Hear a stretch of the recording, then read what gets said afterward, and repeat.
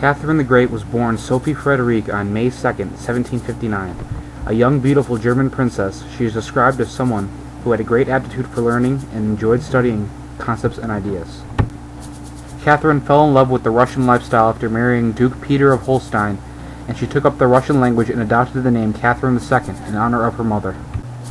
Additionally, she converted to the Russian Orthodox Church in order to be married into the imperial line.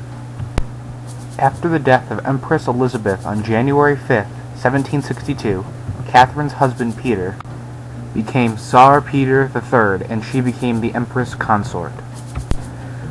The newly imperial couple then moved into the newly built Winter Palace at St. Petersburg. Tsar Peter III's policies were often focused on his great admiration for the Prussian king, Frederick II. Peter's insistence on supporting the Prussian leader saw the suggested partitioning of Polish territories with Russia, and these new German alliances lost Peter's support among the Russian nobility. In July 1762, barely 6 months after becoming the Tsar, Peter committed the political error of retiring to his Holstein-born courtiers and relatives in Oranienbaum, leaving his wife in St. Petersburg. On July 13th and 14th, the Leibgard revolted, deposed Peter, and proclaimed Catherine the ruler of Russia. Tsar Peter died just 3 days later. Catherine, the new Tsarina of Russia, wanted to bring the fruits of Western Enlightenment to the East. Catherine incorporated things that she read in books by Voltaire, Montesquieu, and Diderot into her ruling ideas. Her goal was to develop Russia into a nation that was prominent in world affairs and was efficiently governed. Catherine decreed the Statute for Administration of the Provinces of the Russian Empire in 1775. This decree sought to efficiently govern Russia. By the end of her reign, there were 50 provinces, nearly 500 districts, more than double that of any time in Russian history. In 1785, she passed the Charter of the Nobility, which finalized districts and appointed a member of the nobility to lead each, which could then directly petition her. The gentry also recovered. In 1785, she passed the Charter of the Nobility, which finalized districts and appointed a member of the nobility to lead each, which could then directly petition her.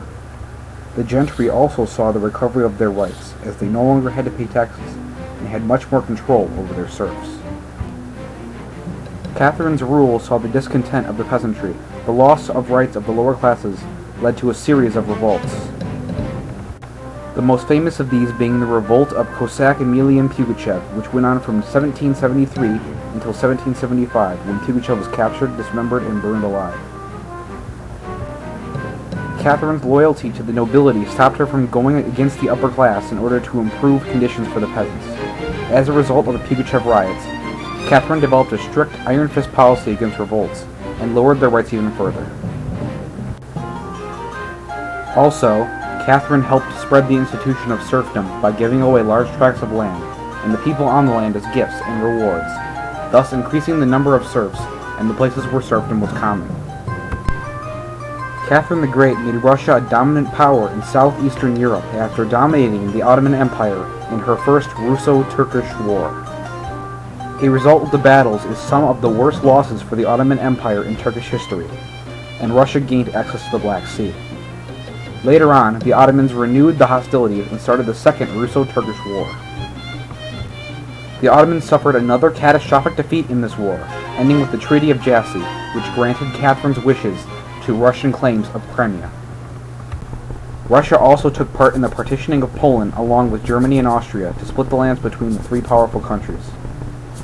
It is estimated that during her reign, Catherine the Great added nearly 200,000 miles to Russian territory.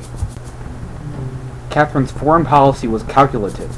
She agreed to a commercial treaty with Great Britain in 1766, but stopped short of a military alliance. Knowledgeable of the benefits of Britain's friendship, she was wary about their increased power after the 7 Years' War, which threatened the balance of Europe. Catherine is also important in revolutionizing education in Russia. She attempted to make education affordable to all, but still the lower classes were unable to afford it. The reason is that most were private schools, and their entry costs were over the heads of the peasants. Catherine also revolutionized the medical fields in Russia.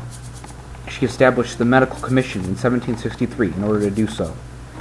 She also wanted Russia to be able to produce its own medicines and surgical equipment. Catherine is a key figure in Russian history. She sought to remove many of the connections and dependencies that Russia had with Europe, but she still wanted to further the westernization.